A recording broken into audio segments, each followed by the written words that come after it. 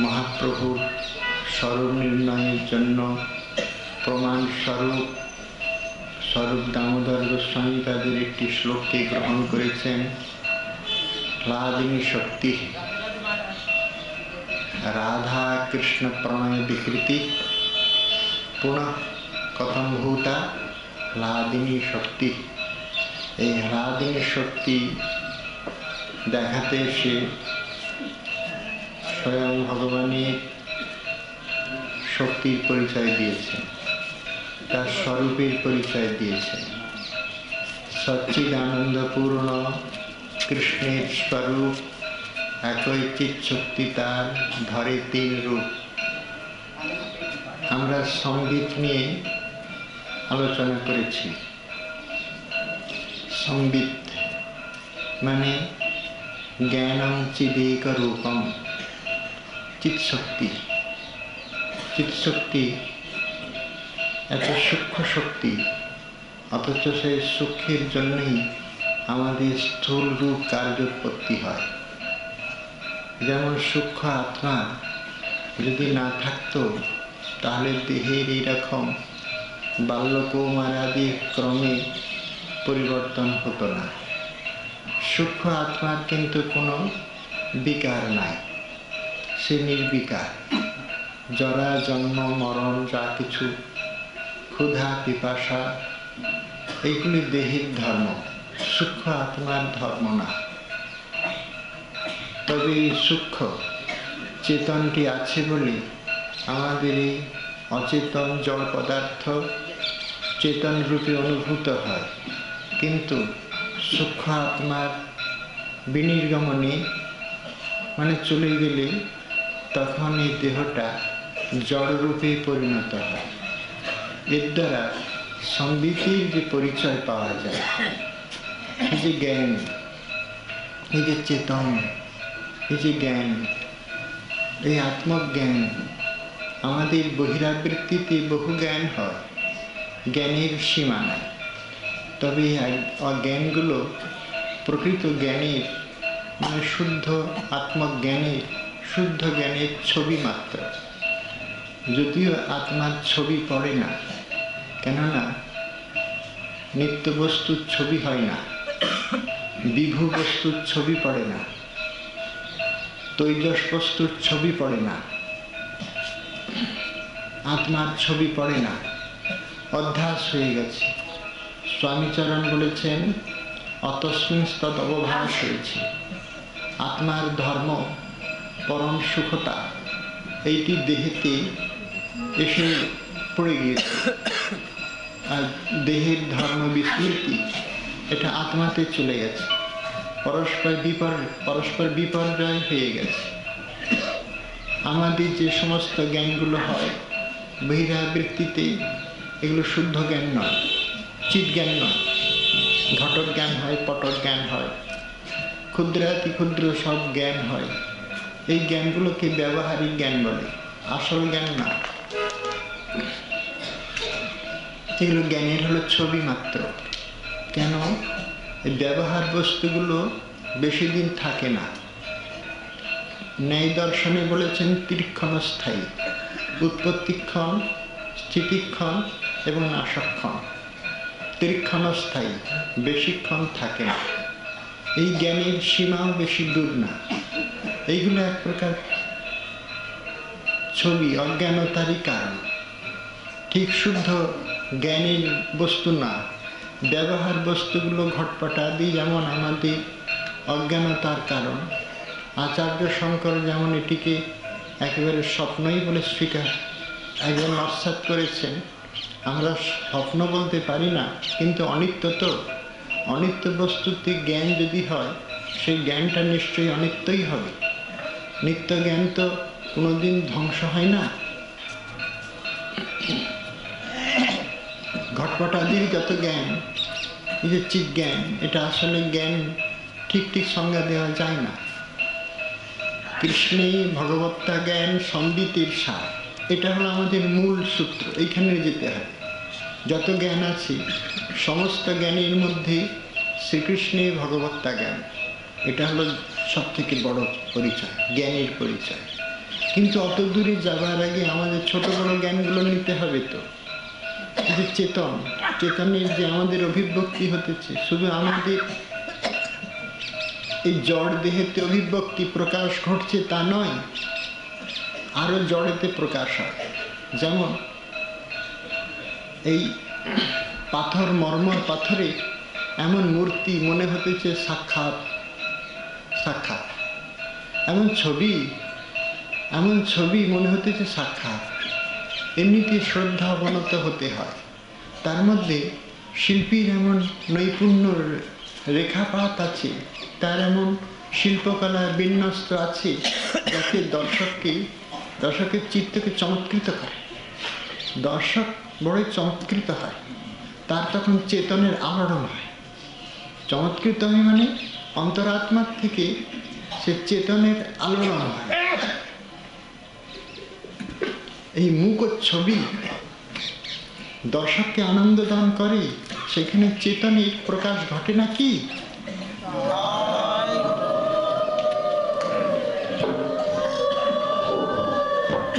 যখন আগুন আমাদের শরীরকে ছোঁয়া দেয় না, তখন চেতনের অনুভব হয়, বেশ জ্বালা অনুভব হয়। ঠান্ডাতেও জ্বালা হয়, তবে সেটা শীতের জ্বালা, খুব শরীর কাঁপে। এটা চেতনের অভিব্যক্তি, চেতনের প্রকাশ। মরা দেহেতে আগুন দিলেই কি আর ঠান্ডা দিলেই কি, কোনরূপ তো জ্বালা অনুভব হবে না। তার মানে আমাদের যতক্ষণ জ্বালা অনুভব হবে বা শরীরতে ঠান্ডা খুব জ্বালা অনুভব হবে, তখন জানতে হবে ভিতরের থেকে কোনো চেতনের প্রকাশ। এরকম কঠিন পাথরে তো প্রাণ আছে। আমরা প্রাণ না দেখতে পেলেও বিজ্ঞানীরা দেখতে পায় কঠিন পাথরের মধ্যে, প্রস্তরের মধ্যে প্রাণ আছে। আর পাথরের গায়ে কত বিচিত্র চিত্র আমাদের প্রাণবন্ত করে তোলে।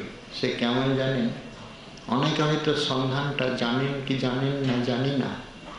গোবিন্দকুণ্ডে গিরি গোবর্ধনের সামনে পূর্ব দিকে সূর্যোদয়ের যে লাল রক্তিম আভাটা, অথবা সূর্য যদি এরকম খুব কিরণমালাটাকে খুব খুব কোমল করে বিস্তার করে যে সময়, সেই সময়টা গিরি গোবর্ধনের একটা পাথর আছে, একটা পাহাড়, একটা পাথর। সে ব্রজবাসী আমাকে দেখিয়েছিল, অনেকদিন আগের কথাটা মনে পড়লো কি জানেন? ওখানে হয়তো পুরানো সাধুরাও বলতে পারবেন, পাথরটাতে অবিকল রাধা গোবিন্দের মূর্তি আঁকা আছে। কেউ কিন্তু এঁকে দেয়নি, অবিকল সেটা দেখা যায়, একবারে অবিকল। কেউ কিন্তু এঁকে রাখেনি। তবে লাল রক্তিমা আভাটা যতক্ষণ না পড়বে ততক্ষণ ওই ছবিটা দেখা যাবে না। এমনিতে দেখা বড় দুষ্করই বটে। ওখানে পুরান লোকেদের কাছে রহস্যটা জিজ্ঞাসা করতে হবে। ওনারা সেই পাথরের কাছে এনে একটু দূরের থেকে দেখিয়ে দেবেন, একটু ভালো করে লক্ষ্য করুন, অবিকল একবার। তখন মনে হয় যেমন পাথরটা জীবন্ত, মৃন্ময় না, চিন্ময় হয়ে দাঁড়িয়ে গেছে। এ তো আমরা এই সাক্ষাৎ মাংস দৃষ্টিতেই দেখি, মনুষ্য দৃষ্টিতেই দেখি। ক্ষণে ক্ষণে সম্বিতের এই প্রকাশ দেখা যায়। আমাদের যে ঘটক জ্ঞান পটক জ্ঞান হয়, এই জ্ঞানটা কিন্তু প্রকৃত জ্ঞানের ছবি মাত্র, আসল জ্ঞান নয়। আসল জ্ঞান কোনোদিন নষ্ট হয় না। আসল জ্ঞান কি করে পাওয়া যায়? আসল জ্ঞান চিৎ জ্ঞান, মানে চিৎটাই জ্ঞান, জ্ঞানটাই চিৎ, কি করে পাওয়া যায়?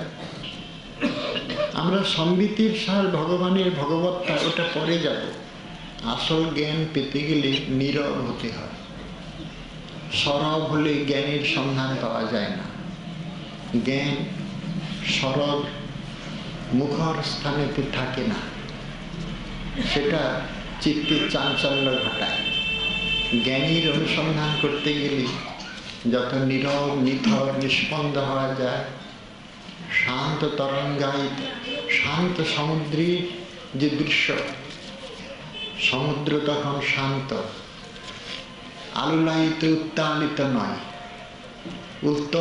উত্তাল তরঙ্গমালার সমুদ্রের পরিচয়, কিন্তু শান্ত সমুদ্র আরো গভীর। না জানি রত্নাকর কত রত্ন নিয়ে সে শান্ত, সবকিছু পেয়ে গেলেই শান্ত হয়ে যায়। আমরা যখন অনুসন্ধান করব আত্মার না, তখন আপনা আপনি শান্ত হয়ে যাবে।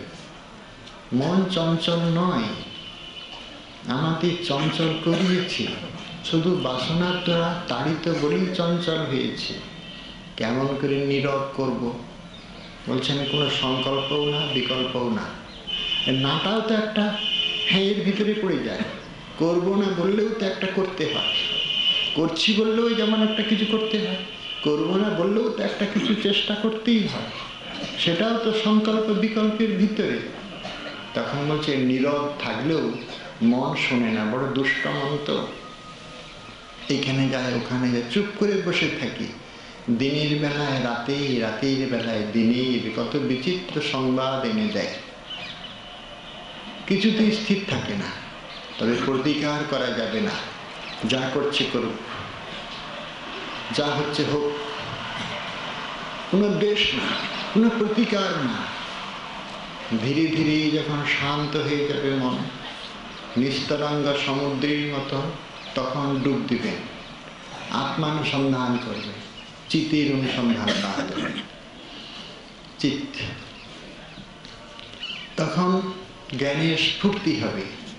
তার আকারটা কেমন? বলে তার আকারটা নিথর নিষ্পন্দির মতো।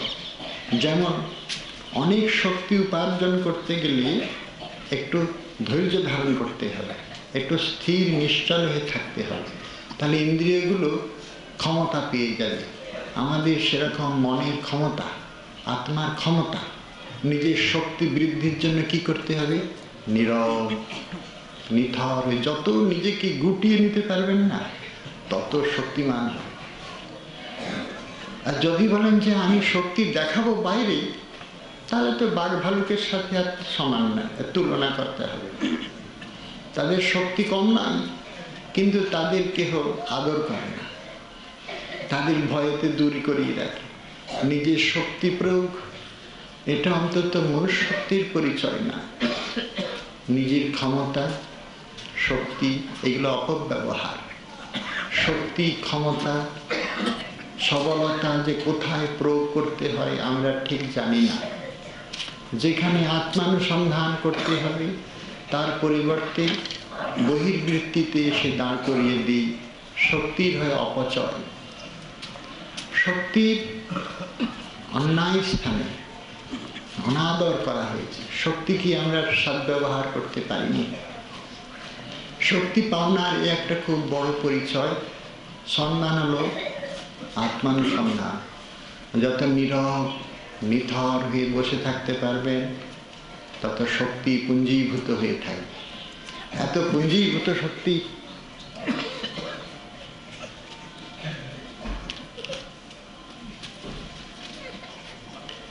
এত পুঞ্জীভূত শক্তি না, যে শক্তিতে আপনি হবেন শক্তিমান, বলবান। এ হল চিতের প্রতিফলন, মানে শুদ্ধ চেতন। আমরা দেখব এই অনুসন্ধান, আত্মানুসন্ধান করতে করতে জ্ঞানীরা এই স্তরে পৌঁছায়। আমরা তো জ্ঞানী না, আমরা তো ভক্তিবাদী রাস্তায় এসেছি, তবে এর অনুসন্ধান চাই, নাহলে কিন্তু ভগবত ভক্তি পুষ্ট হবে না।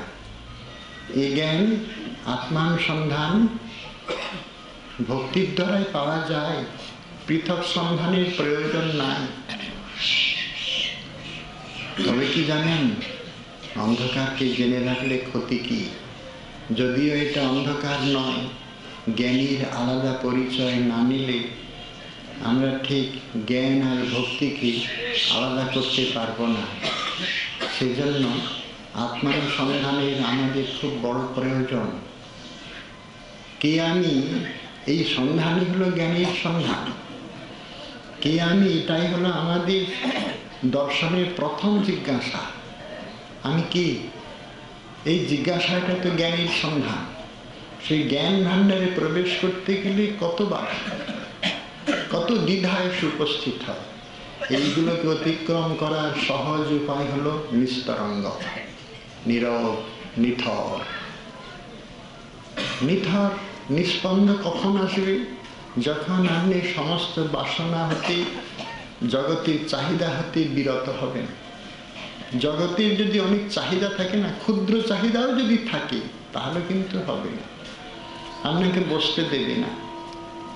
এই জগতে যশ প্রতিষ্ঠা তো দূরের কথা, অন্তত যদি আরো পারমার্থিক কিছু চাহিদা থাকে, বলে এটা যশেরই নামান্তর। কোনো চাহিদা থাকলে কিন্তু নিথর হতে পারবেন না। নিথর না হলে কিন্তু জ্ঞানের অনুসন্ধান পাওয়া যাবে না। জ্ঞানীগণ সেই জন্য ইহা অন্যত্র, ইহা ঐহিক এবং পারত্রিক ভোগ বিরাগ, এই জগতিক চাহিদার থেকে বিরতি না হলে নিষ্পন্দ হওয়া যায় না, জ্ঞানের সন্ধান করা যায় না। আমরা যে প্রসঙ্গে আসলাম সেটা হলো জ্ঞান অনুসন্ধান। ঋষিগণ বা যোগীগণ, আমাদের ভক্তিবাদীগণ, তারাও কিন্তু এই অনুসন্ধানই করে থাকেন। করতে করতে তারা কোথায় পৌঁছায়? সম্বিতে পৌঁছায়। এই জগতের সমস্ত বাসনা বহু গভীরেই প্রবেশ করে যায়। এই জগতের সঙ্গে তাদের যেন কোনো সূত্রই না, সব সূত্র বিচ্ছেদ ঘটে যায়। সব সূত্র বিচ্ছেদ হয়ে তখন অখণ্ড আত্মা অবশেষ হয়ে থাকে।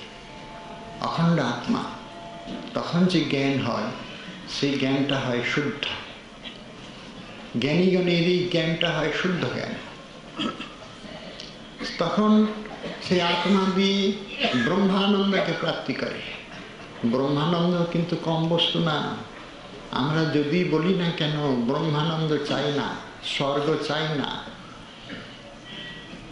বলেছেন আমাদের আচার্যগণ, কৃষ্ণ ভক্তির বাধক যত শুভাশুভ কর্ম, সে হয়ে এক জীবীর অজ্ঞানতম ধর্ম। আমরা কেন বলি জানেন? স্বর্গ চাই না, আসলে পাই না বলেই চাই বলি। পেলে চাইতাম কি না, তখন দেখা যেত। পাই না কি করব? স্বর্গ যে কি জিনিস, গন্ধর্ব লোক, অপ্সরা লোক যে কি জিনিস দেখি নাই তো। যদি দেখতাম তাহলে কি যে হতো তা তো বলতে পারতাম না। এখন এই বুলি আওড়াচ্ছি বটে, স্বর্গ চাই না, ওই চাই না, ব্রহ্মলোক চাই না, শালক্য চাই না, সাজুজ্য চাই না। এগুলো একটা কথার কথা, কিন্তু এই কথার পাশ পর্যন্ত আমরা যেতে পারি না। পেয়ে যদি চাই না হোক, তাহলে জানতাম হ্যাঁ চাই না। পাই নাই, চাই নাই, মনে করলাম আমরা খুব খুব ত্যাগ করে ফেলেছি, অনেক বেশি ত্যাগ করেছি। এর থেকে তো বিরতি হয়ে গেছে, আর আমাদের ত্যাগের কি বাকি আছে? আসলে কিছুই ত্যাগ হয়নি, কিচ্ছু ত্যাগ হয়নি। এই অনন্ত ভোগের উপচার, এইগুলোর থেকে যদি বিরতি হয়, সামনে আছে তবু তাতে আসক্তি নাই, তবু আসক্তি নাই। সে আচার্যগণের চরিত্র আর আমার ভিখারির চরিত্র আলাদা। রাজপুত্র রঘুনাথ 2-3 পল মাঠা খেয়ে বেঁচে থাকতে পারে, আমি যদি খেয়ে যাই মরে যাবো তো। রূপ সনাতন তারা সাধারণ জীবনও সাধারণ না, উচ্চপদস্থ কর্মচারী, রাজমন্ত্রী সনাতন, কি বিপুল ধন দৌলতের অধিকারী। আমার তো প্রথম যাত্রার সূচনা হয়েছে অত্যন্ত ভিখারির জীবন। তো আমার আর ধনত্যাগ করতে দোষ কোথায়? বলে দিলাম আমার ধনের প্রয়োজন। আরে বাবা, তুই তো ধনের দুলাল নো, তুই ধন আবার কি ত্যাগ করবি? তোর তো কিছুই নাই, আর ত্যাগ করার কি আছে? যে পড়ে আছে মাটিতে, তার আবার পতন ভয় কিসের? এটা আগের থেকেই পড়ে আছে। শয়ান কিং পতত্তভ, আমাদের গতি হলো এরকম। আমরা বিরত হব কি করে? জগতে চাহিদা হতে আমাদের আরো গভীরে যেতে হবে, অনুসন্ধান আরো গভীরে, নীরব নিথর নিষ্পন্দ হয়ে সে আত্মার অনুসন্ধান যে ব্রহ্মবিদ ঋষিগণ করে থাকেন। ব্রহ্মানন্দ কোন অংশে কম না। আমরা জানতে পারিনি বলে বুঝে ফেলেছি যে ওর প্রয়োজন নাই। রূপ গোস্বামীপাদ বলেছেন জ্ঞান কর্মাদ্যনাবৃতম, তার মানে আবৃত ছিল, সেটাকে নিরস্ত করা হলো।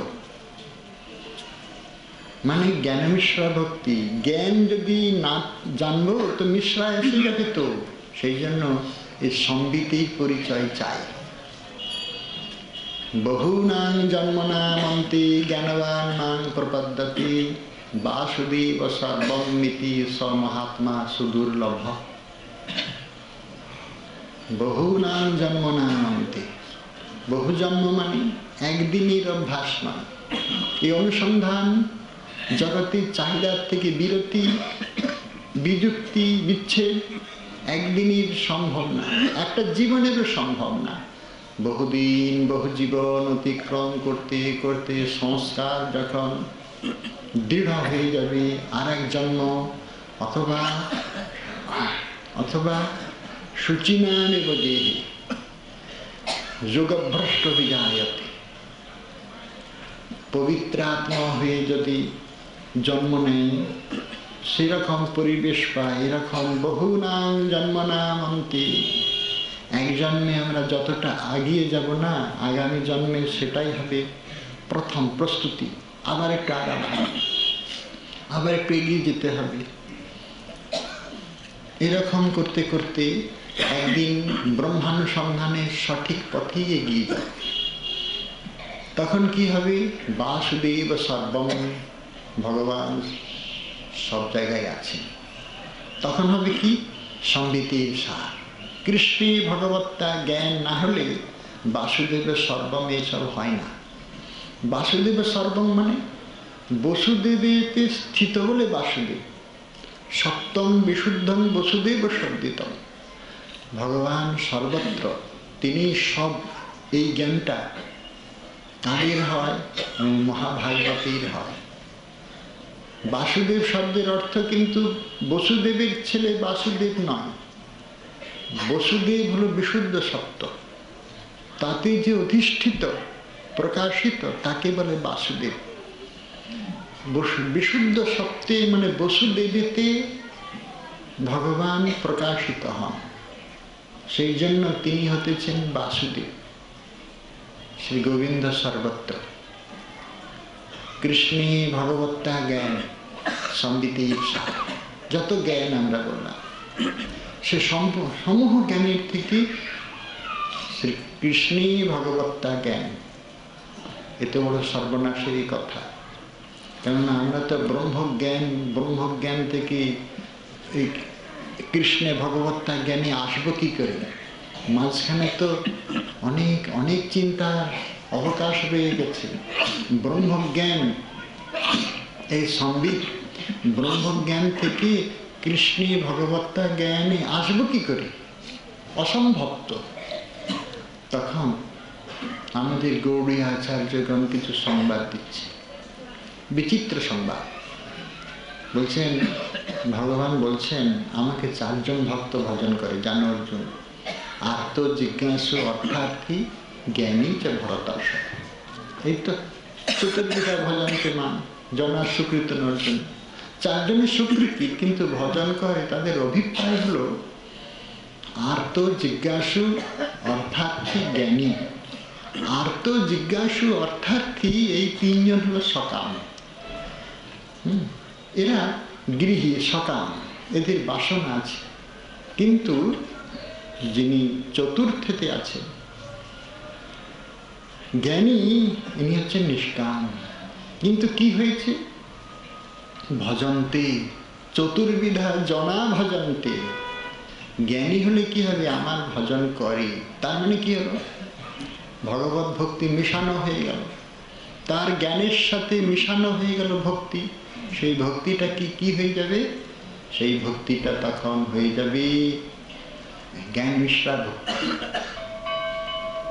তাহলে সকামগুলো যে হলো তিনজন, আর তো জিজ্ঞাসু অর্থাৎ বলে ওদের সঙ্গে ভক্তি মিশানো আছে। তো আর তো বড় পীড়া, দুঃখ, দুর্দশায় গ্রস্ত, পীড়িত, রোগ শোকাদিতে অত্যন্ত জর্জরিত, ভগবানের চরণে প্রণত, প্রভু রক্ষাকর্তা, তুমি রক্ষা করো। আর তো বিপদাপন্ন হয়ে পতিত। তখন যদি রক্ষা পায়, আর্তভক্ত আমার চরণে প্রণাম জানায়, পতিত হয়, সে ভজন করে। আর জিজ্ঞাসু শাস্ত্র জ্ঞান ইচ্ছু, পরমার্থ ইচ্ছু এরকম খুব কম। জিজ্ঞাসু মানে কি? জ্ঞাতুম ইচ্ছাকে জিজ্ঞাসা করে। জ্ঞান ধাতুর অর্থ অববোধনে, কিছু জানার যে ইচ্ছা তাকে বলে জিজ্ঞাসা। আর সেই জিজ্ঞাসা যে করে তাকে বলে জিজ্ঞাসু। কি জানার ইচ্ছা? সে তো যা কিছু জানতে পারে, যে কিছু জানে সে জিজ্ঞাসুই হবে। অন্তত শাস্ত্রাদি জ্ঞানের পিপাসু যে, এইখানেই তাকে লক্ষ্য করেছেন। না হলে সকাম হবে কেন? যদি নিষ্কাম হতে বলতো, আমাদের ব্যাখ্যাকার যদি এই অংশটাকে নিষ্কাম বলতেন, তাহলে পরমার্থ জিজ্ঞাসু অর্থ করতেন। তিনি বলছেন তিনজনই সকাম। তার মানে ব্যাকরণাদি শাস্ত্রের জ্ঞান পিপাসু, জিজ্ঞাসু। এই শাস্ত্রজ্ঞান লাভ করে কি করবে? বলে বাবা, শাস্ত্রজ্ঞান লাভ হলে তারপরে তার থেকে তো লক্ষ্মী এসে উপস্থিত হবে, ঝড়ঝড় করে লক্ষ্মী এসে পড়বে। শাস্ত্রজ্ঞানই তো, হ্যাঁ, শাস্ত্রজ্ঞান যদি ঠিক হয়, মানুষকে যদি একটু বুঝাতে পারা যায়, তাহলে আর গেছে কোথায়? আর তো কোথাও আর বাধা হবার উপায় নেই। কোথার থেকে যে মা লক্ষ্মী এসে উপস্থিত হবে? বলে এগুলো সব সকাম। জিজ্ঞাসা, আর্ত, জিজ্ঞাসু আর অর্থার্থী। অর্থ মানে ইহজগতের যা কিছু প্রয়োজন, অর্থ শব্দের অর্থ প্রয়োজন। আর পরজগতের যা কিছু প্রয়োজন, সচ্চন্দনাদি আর পারত্রিক সুখ সম্পদ আদি, যে সমস্ত প্রয়োজনের দায়ী আমার চরণে ভক্তি করে, এরা সকাম। বাসনার বশবর্তী হয়ে, কামনায় পীড়িত হয়ে আমার চরণে প্রণত হয়েছে। তবে হয়েছে তো একটু ভক্তি মিশানো আছে, একটু ভক্তি। সেই জন্য এগুলোকে ভক্তি মিশ্রিত করে বললে কি হবে? সকাম ভক্তি। কি বলতে হবে? শুধু কামনা না, তাকে বলতে হবে সকাম ভক্তি। আর জ্ঞানীর কি হলো? জ্ঞানমিশ্রা ভক্তি। এদের হলো সকাম ভক্তি। অতএব আমরা ভক্তিকে এখানে তিন ভাগে ভাগ করছি।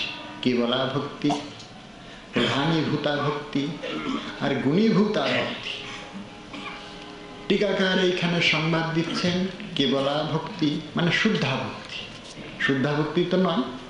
শুদ্ধা ভক্তির লক্ষণে তো জ্ঞান আর কর্মাদি কিছু থাকবে না, ইহ পরজগতের কোনো বাসনা থাকবে না, ভগবত সুখৈক তাৎপর্যময়ী বৃত্তি এটুকুই থাকবে। শ্রী ভগবানের চরণে অন্য কিছু আকাঙ্ক্ষা থাকবে না। তো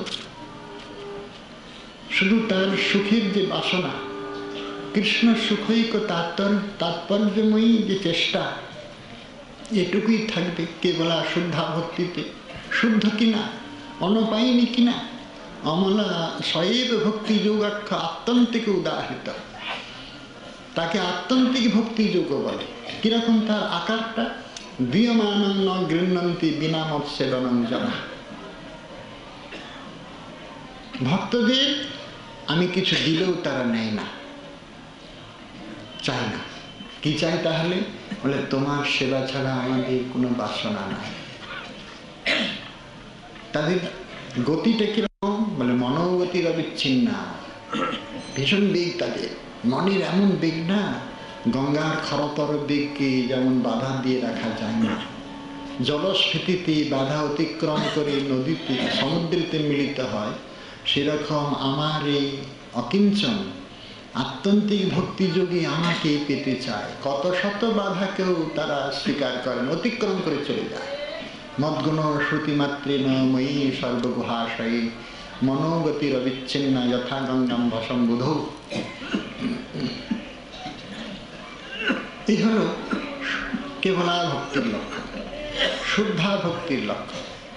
কিন্তু সকলেই তো শুদ্ধ ভক্ত নয়। জ্ঞান মিশ্রা ভক্তি, যোগ মিশ্রা, কর্ম মিশ্রা ভক্তি তো আছে। তখন কি হবে? সেজন্য বলছেন ভক্তি আমরা এখানে 3 ভাগে ভাগ করলাম, কেবলা এবং মিশ্রা ভক্তি, মানে প্রধানীভূতা ভক্তি আর গুণীভূতা ভক্তি।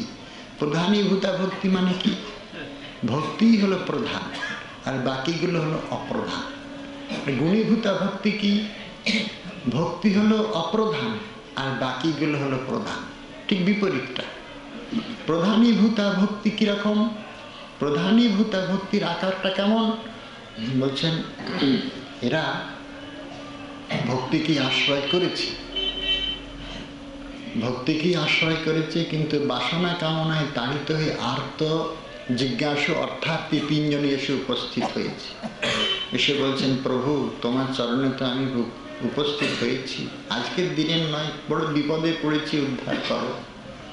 ভক্তি তার প্রধান, কিন্তু মাঝখানে আরতি এসে উপস্থিত হয়েছে, বিপদে এসে উপস্থিত হয়েছে। জিজ্ঞাসু এবং অর্থার্থী, তাদের 3 জনের গতি কোথায়? বলছেন তাদের মধ্যে তো ভক্তি আছে, তারা এই সকাম ভক্তি লাভের পর সেই লোক প্রাপ্তি করবে।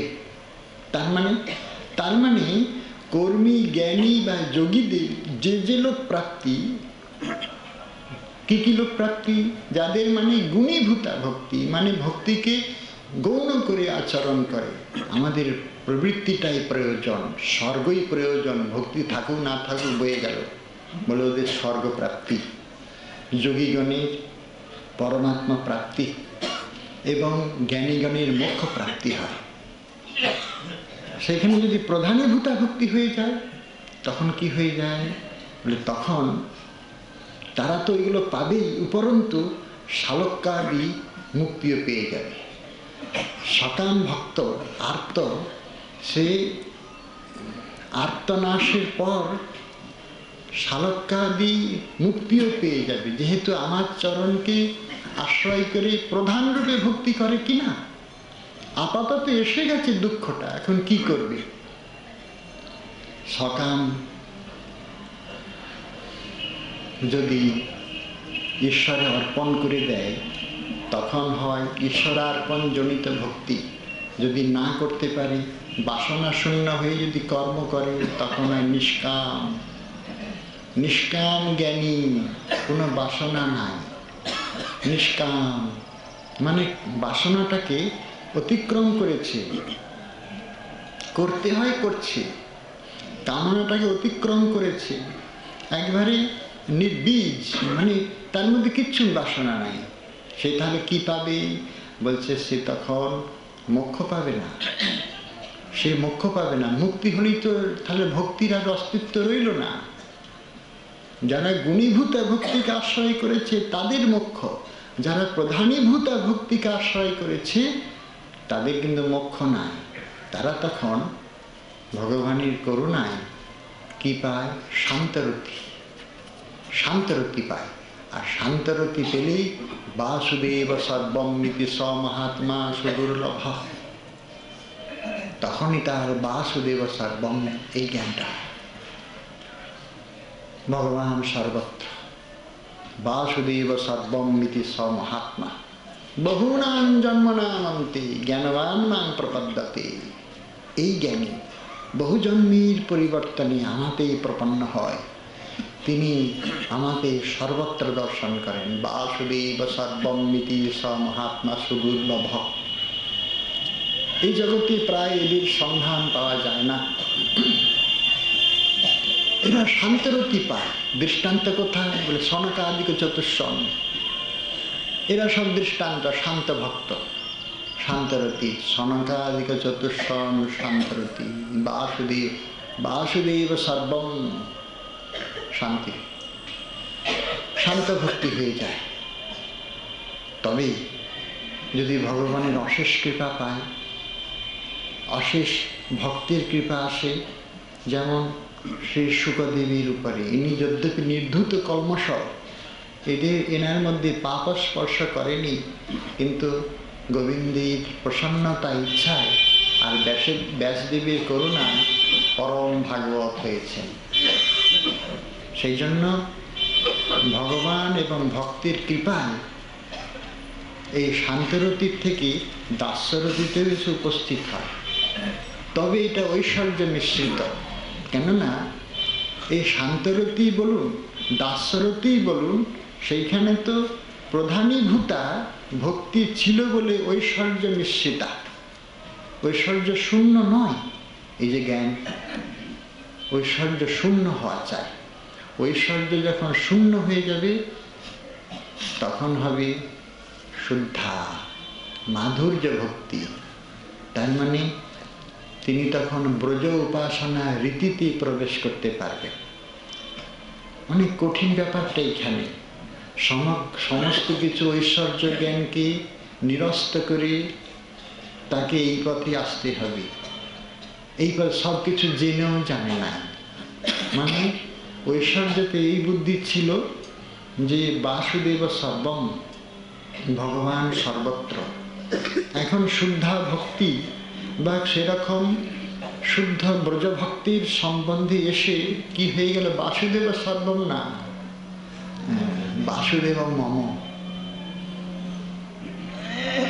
আমার আমার আমি বাসুদেবের বললেই তো ভুল হয়ে যাবে, তাহলে ঐশ্বর্য সে উপস্থিত হয়ে যাবে। হ্যাঁ, আমার বাসুদেব, আমার ছেলে, ব্রজবাসীরা কি আমার গোপাল, ব্রজদেব আমার, এই মমত্ব বুদ্ধি। তবে শুদ্ধ এরকম ভক্তের সঙ্গ চাই বাবু, নাহলে জোর জবরদস্তি করলে হবে না। আমার আর আমি যখন তার, তাহলে কিন্তু ঐশ্বর্য সে ব্যাস আর হলো না। আমার এই বুদ্ধিটা হওয়া চাই। আমার বুদ্ধি হতে গেলে তো এই জগতের যা কিছু সম্বন্ধগুলোকে, ঐশ্বর্যগুলোকে একেবারে ছেদন করে দিতে হবে, নাহলে তো হবে না। অতি মমত্ব আপনত্ব এসে উপস্থিত হবে। চক্রবর্তী ঠাকুর বলছে বড় দুরূহ, বিরল প্রচার। বাসুদেব সর্বম এই পর্যন্তই সকলের অধিকার। প্রায়শ মাধুর্য রসে প্রবেশ করতে পারে না, কেননা আমাদের চিত্ত সাধারণত বড়কে দেখেই সমীহ করে। খুব বড়কে যখন দেখি না, খুব সমীহ শ্রদ্ধা বিনতি এসে উপস্থিত হয়, কিন্তু বড়কে ছোট করে নিবার মতো ক্ষমতা আমাদের নাই। খুব বড় হৃদয় না হলে তো বড়কে ছোট করতে পারবে না। মা যশোদারই সম্ভব বিভুকে পরিচ্ছিন্ন আকারে মধ্যমাকার শিশুরূপে নিজের কোলে ধারণ করেছেন। ব্রজবাসীদেরই সম্ভব খুব বৃহৎ ব্রহ্মবস্তুকে নিজের আপনজন করে নয়নানন্দ ভাজন করে নিয়েছেন। আমাদের পক্ষে কি সম্ভব হবে? তাদের আনুগত্য নিয়ে যদি পড়ে থাকা যায়, যদি সেরকম তাদের প্রিয় ভক্তির দৃষ্টিপথে একদিন এসে যায়, তাহলে হবে। অনাস্থার কিছু নাই। চক্রবর্তী ঠাকুর এই সংবাদ জানিয়ে বলছেন, আমাদের তো যেতে হবে কৃষ্ণে ভগবত্তা জ্ঞান সম্বিতের সার। যত জ্ঞান আছে সব জ্ঞানের মধ্যে শ্রীকৃষ্ণই হলো স্বয়ং ভগবান। এর থেকে বড় জানার আর কোনো জানা নাই। এত পর্যন্ত আমরা যত জেনেছি, জ্ঞান যোগ কর্ম তার মীমাংসা যত জেনেছি, তার প্রাপ্তি পদ্ধতি, গতি রীতি স্থিতি এবং ভোগে আসক্তি সমস্ত কিছু জানলাম, কিন্তু সব জানার শেষ জানা হলো কৃষ্ণস্তু ভগবান স্বয়ং। কৃষ্ণে ভগবত্তা জ্ঞান। তাহলে তসমাৎ, তারপরে কি বলে শোনো, ভগবান বলছেন দেখো অর্জুন, তাদের মধ্যে জ্ঞানী ভক্ত আমার খুব বড়, জ্ঞানী ভক্ত। তাদের মধ্যে জ্ঞানী ভক্ত আমার খুব বড়। কেন কেন প্রভু তোমার জ্ঞানী ভক্ত বড়? বলে জ্ঞানী ভক্ত কি করে জানো? নামমাত্র জ্ঞানী, আসলে সে জ্ঞানী নয়। তার হৃদয় সবসময় আমার চরণকে আশ্রয় করে থাকে। সে নামমাত্র জ্ঞানী। একে মুখ্যান্ন কেবল তস্মাৎ জ্ঞানী নিত্যযুক্তা এক ভক্তির বিশেষ্যতে। এক শব্দের অর্থ একটা সংখ্যা, এক শব্দের অর্থ মুখ্য, এক শব্দের অর্থ কেবল। একেই মুখ্যান্ন কেবলা, এক শব্দের অর্থ এখানে মুখ্য। এই মুখ্য অর্থ নিতে হবে। একমাত্র আমার চরণকেই মুখ্য করেছে, মানে আশ্রয় করেছে। তেষাং জ্ঞানী নিত্যযুক্ত এক ভক্তির বিশেষ্যতে, আমাকে কেবল একমাত্র আশ্রয় করেছে, মুখ্য ভক্তি স্বীকার করেছে। তবে যে বাইরে দেখা যায় সে মহাজ্ঞানী, এটা নাম মাত্র। যেমন আমাদের মাধবেন্দ্র পুরী গোস্বামী পাদ, ঈশ্বরপুরী পাদ, এরা তো দর্শনামী সন্ন্যাসী, এরা তো বেদান্ত অধ্যয়ন সন্ন্যাসীর ধর্ম, এটাই তো তাদের নিয়ম।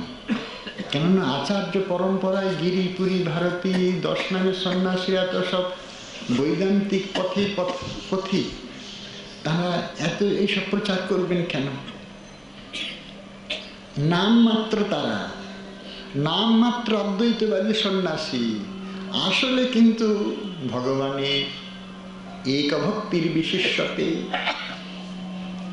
নাম মাত্র। তারা পরম প্রিয়। ভগবান বলছেন আমি তাদের এত প্রিয় না, আর তারা আমার এত প্রিয় না, উভয়কে আমরা কিছুতেই ছাড়তে পারি না। তার মানে এতক্ষণ কি হলো?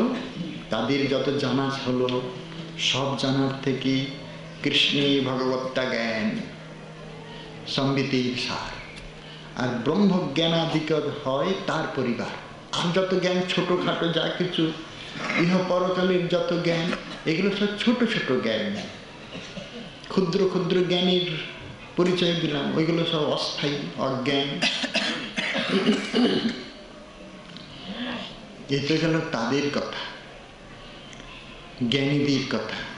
সেটা তো হতেই পারে যারা এত সব ত্যাগ করে ভগবানের চরণে প্রণত হয়েছে, একান্ত আশ্রয় করেছে, তাদের তো প্রাপ্তি হতেই পারে। আমরা যে স্থানে আছি আমাদের কি হবে? আমাদের কথাটাই শুনতে হবে, এছাড়া তো তাদের কথা শুনলে অত দূরে যেতে পারবো না। আকাশে চাঁদ আছে, হাত দিয়ে ছোঁয়া যাবে না। আমরা যে মাটিতে আছি না, আমরা যেতে পারবো না। কেন জানেন?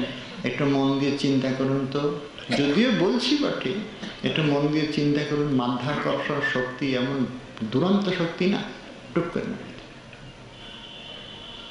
উপরের দিকে যত বস্তু যায় টুক করে টেনে নেবে।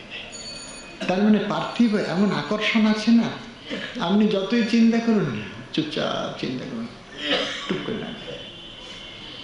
ব্যাস, এসে এই পার্থিব বিকারের মধ্যে আপনাকে ঘুরপাক খাওয়া, ঘুরুন, কিছুক্ষণ ঘুরুন।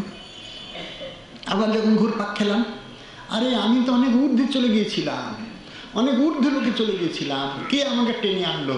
ওই মাধ্যাকর্ষণ শক্তির মতো এই পার্থিব বিকারের এত ক্ষমতা না, টুক করে টেনে নিয়ে যায়। বারংবার আপনাকে উঠতে হবে। আমাদের মেরুদণ্ডটা সোজা কিনা, এই নিচের পার্থিব বস্তুতে ভোগেতে আসক্ত হতে চায় না, আরো ব্রহ্ম জিজ্ঞাসার ঊর্ধ্ব পথে চলে যায়। না না, এইখানে না, আরো উপরে যেতে হবে আমাকে। পার্থিব আকর্ষণ যতই থাকুক, আমাদের আরো উপরে যেতে হবে। তবু পারি না বলে ভগবান তার দয়ালুতায় করুণায় এসে উপস্থিত হলেন। মায়া মুগ্ধ জীবীর নাহি শত কৃষ্ণ জ্ঞান, জীবীর লাগিয়া কৃষ্ণ কইল বেদ পুরাণ। শাস্ত্ররূপে আবির্ভূত হলেন ভগবান। আমাদের শতসিদ্ধ নিয়ম হলো, জলতরঙ্গ যেমন তটাভিমুখী, ঠিক সেই তরঙ্গ কোনোদিন অন্তরাভিমুখী হয় না, তরঙ্গ সবসময় তটাভিমুখী হয়। আমাদের বৃত্তিগুলো সবসময় মায়া অভিমুখী হয়। আমরা নিত্যবদ্ধ কিনা, মায়ার দিকেই প্রথমে দৃষ্টি দিয়েছি, আর ওই দৃষ্টিতে সৃষ্টি হতেই চলেছে, বিরতি নাই, মায়ার দিকেই চলেছি। আমাদের গতি প্রকৃতি চিৎ জগতের দিকে নাই। মায়া মুগ্ধ জীবের নাহি শত কৃষ্ণ জ্ঞান। আমাদের যেটুকু জ্ঞান আছে পরিধিটা খুব সংকীর্ণ। এই জায়গা কিনে নিলাম, চারদিকে দেওয়াল দিয়ে আগে ভালো করে একটা দরজা রাখলাম, দরজা রেখে 5-6 জন পরিবার নিয়ে, বউ ছেলে মেয়ে নিয়ে বেশ সুখের চাকরি বাকরি টাকা পয়সা নিয়ে ভালো করে সংসার তৈরি করলাম। তার মানে ব্যাপারটা কি হলো, ওই আমার ক্ষমতাটা 4 দেওয়ালের মধ্যে আটকে গেল। নিজের জন বলতে এই কটা প্রাণী।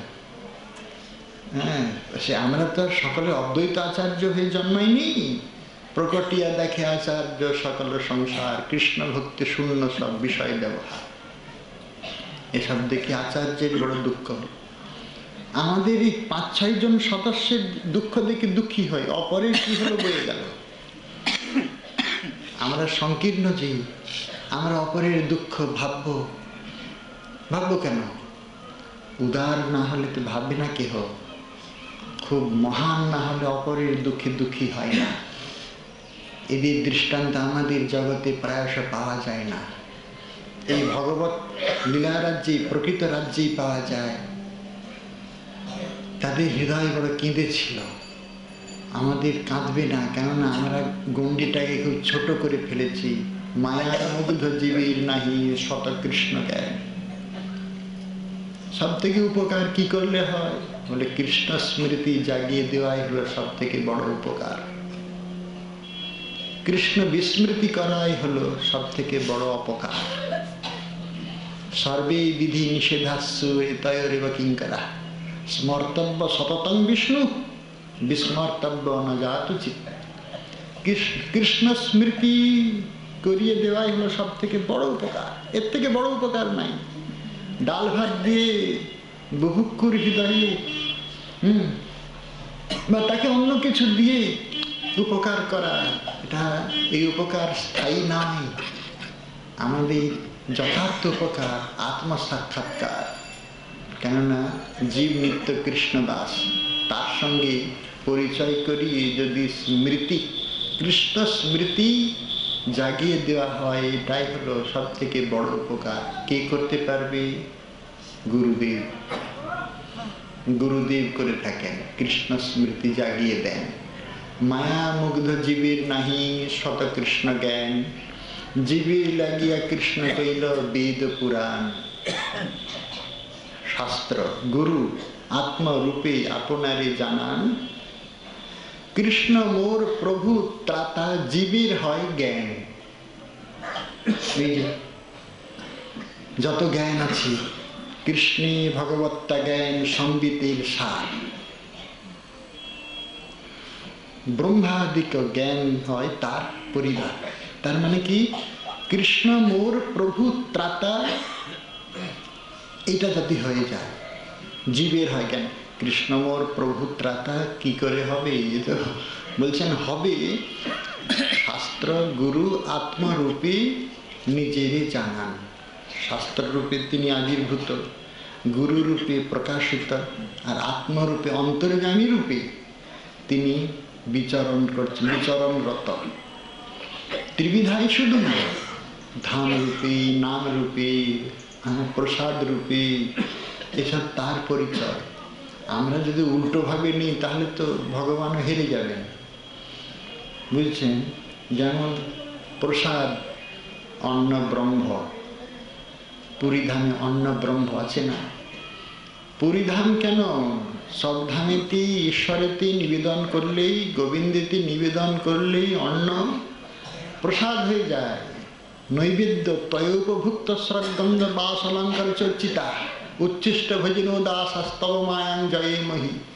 আমরা যেমন এইটুকুই না বুঝি যে পুরীধামের মহাপ্রসাদই ব্রহ্ম, গোবিন্দকে অর্পণ করলে ওইটাই তখন ব্রহ্ম হয়ে যায়। জীব গোস্বামীবাদী কথা বলেছে, তখন প্রাকৃত সত্যটা শুদ্ধ সত্যেই পরিণত হয়। ওটা তখন ভগবান নৈবেদ্যে পরিণত হয়, ব্রহ্ম হয়ে যায়। জল সাধারণ জল নয়, বিষ্ণু পদবারী, হরিচরণচ্যুতা, পতিত পাবনী, জগৎ উদ্ধারিণী, সাধারণ জল নয়, এই জল ব্রহ্ম। শিলা পাথর নয়, গিরিধারী, শালগ্রাম, এগুলো সমস্ত ব্রহ্মের অভিব্যক্তি। নাম অক্ষর নয়, নাম রূপে স্বয়ং ভগবান অবতীর্ণ হয়েছেন। নাম রূপে কলিকালে কৃষ্ণ অবতার, নাম হইতে হয় সর্বজগৎ নিস্তার। অক্ষর বিন্যাস নয়। যদি বলি অক্ষর, তাহলে ভাবুন অক্ষর, অক্ষর ভাবতেই থাকুন, আর কি করবেন। কিন্তু আমাদের আচার্যদের অভয়বাণী হলো নাম অক্ষর নয়, নাম রূপেই ভগবান এসে উপস্থিত হয়েছেন। শুধু যে শাস্ত্র গুরু আত্মরূপে নিজেরে জানা, কৃষ্ণ মোর প্রভু ত্রাতা জীবের হয় জ্ঞান। এতদিন আমরা বুঝেছিলাম যে অসুখ করলে ডাক্তারের কাছে যেতে হবে, এখনো তাই যায়।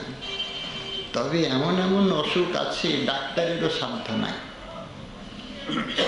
এমন এমন বিপদ আছে না, সেই বিপদ হতে উদ্ধার করতে আর কেহ নাই, গোবিন্দ ছাড়া আর কোনো ভরসা নাই। কৃষ্ণ মোর প্রভু ত্রাতা, এই জ্ঞানটা কিন্তু আমাদের এখনো হয়নি। হলে হলে কি করতাম জানেন? হলে চুপচাপ বসে থাকতাম। তাহলে অনেক ব্যাধি পীড়িত হলে আর ডাক্তারের কাছে যেতাম না। সিদ্ধান্তটা খুব ভুল হয়ে গেল। কেন জানেন? ভগবান যেমন রোগও দিয়েছেন, ডাক্তারের ওষুধপত্রের ব্যবস্থা দিয়েছেন, তার উপরে একটা আলাদা চাপ দেওয়া হলো না যে আমার অসুখ করেছে, আমি তোমার চরণে প্রণত হয়েছি, আমাকে তুমি উদ্ধার করো না কেন? তুমি কিসের ভগবান? ওষুধ সারানোর জন্য ভগবান নয়, অসুখ সারিয়ে দিবে, রোগ শোক হতে উদ্ধার করে দিবে, তার জন্য ভগবানকে নিয়োগ করতে হয় না। সেই তার জন্য ডাক্তারের ব্যবস্থাপত্র তিনি বসিয়ে রেখেছেন। রাধারানীকে আমরা এত সহজ করে ফেলেছি, সব জায়গাতে বসিয়ে দিয়েছি। ছোট ছোট সুখ সুবিধে রাধারানীর ইচ্ছা এটা হয়ে গেল। রাধারানী এই ছোট ছোট বস্তুতে আসবে কেন? আমার রোগ শোক পীড়া, এতে রাধারানী মহাপ্রভু এতে বস করি, এর জন্য একটা আলাদা ব্যবস্থা আছে। রাধারানী প্রেম ভক্তি দাত্রী। হ্যাঁ, ভগবান আমাদের ভক্তি দেন, তাকে আমাদের রোগ সারানোর কাজে নিযুক্ত করব, কত বড় আমাদের হীনতার পরিচয়। তাহলে যে চৈতন্য চৈতন্যতে বললেন কৃষ্ণ মোর প্রভু ত্রাতা জীবের হয় জ্ঞান। যখন জ্ঞানটা ঠিক পেকে যাবে না, তাহলে গোবিন্দের কাছে আমরা চাইব না। তবে জানব যে তিনি সকলের কর্তা, বিধাতা, পিতা, মাতা। তিনি বলেছেন যে আমি যা কিছু দিই, মানে যে সমস্ত অবিধিপূর্বক পূজা ভক্তি করে থাকে সে আমারই দান। আমরা অন্যান্য দেবতার কাছে যে উপস্থিত হই, শুধু দেবতা কেন, ধনী মানী লোকের কাছে উপস্থিত হই, কিছু দাও, আমাকে বাঁচা, বলে এটা ঈশ্বরেরই দান, গোবিন্দেরই দান। কেননা তিনি তো হচ্ছেন সর্বতোমুখম, সর্বতোশিরোমুখম, বিশ্বতোমুখম, বিশ্বত দ্রষ্টা। সেই হিসাবে তার সর্বত্রই অনুদান, তারই অবদান, তাতেই আমরা বেঁচে আছি। তাকে সাক্ষাৎ রূপে নিয়োগ করাটাই হলো স্থূল বুদ্ধির পরিচয়। কোনোদিন যেমন আমাদের বুদ্ধি এরকম স্থূল হয়ে না হয়,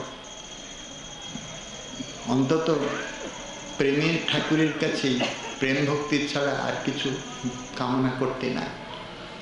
কিছু যদি অন্য কিছু চেয়ে বসেন না, বিপদ হয়ে বসে, তাহলে কিন্তু প্রেমের ঠাকুর আর প্রেম তুলিকায় আঁকতে পারলেন না, হেরে গেলাম। এই সামান্য দুটো পয়সার জন্য প্রেমের ঠাকুরের দরবারে চলে গেলাম। 12 বছরের ধরে তপস্যা করে এসেছে, কি এসেছে, ছোট ভাই এসেছে, বড় ভাইকে বলছে দাদা জানো অনেক কিছু শিখে এসেছি, 12 বছর পরে ঘরে একবার দেখতে হয় এসেছি। দাদা বলছে কি শিখেছিস তুই? বলে অনেক মন্ত্রতন্ত্র শিখেছি। নদীর ধারে ঘর, দেখবে দাদা? দেখা। 4 পোয়া বান, কানায় কানায় জল, গামছাটা তার উপরে পেতে ততা ততা করে দিয়ে চলে, আবার ওই গামছার উপরে ততা।